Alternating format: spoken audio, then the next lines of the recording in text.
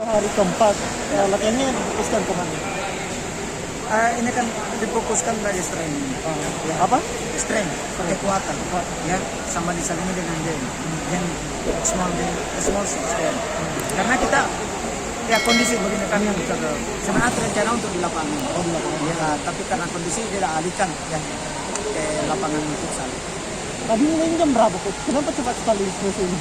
Hah? Kenapa cepat sekali? Karena programnya itu kan beda. Oh, beda. Ya, karena di sini intensitas tinggi. Ya, itu intensitas tinggi. Coach, katanya ini ada pemain yang didatangkan lagi nggak? Ada. Siapa? Itu Patrich Wanggai. Oh, sudah ada, sudah latihan tadi. Oh, kau udah lihat. Tadi terlambat. Banjir itu.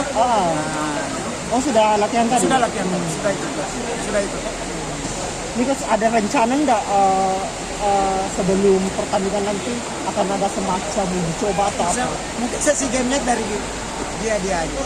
Mungkin saya rencanakan. Saya akan rencanakan sesi game. Karena untuk cari lawan juga di sini nggak ada. Ya, situasi begini hujan terus lapangan juga. Ya, kita belum tahu. Kita sudah rencanakan hari ini, tiba-tiba hujannya. Nah, buyar lagi ya. Oke. Rencananya latihannya sampai tanggal berapa? Ya sampai Tanggal 20. enggak sampai berangkat.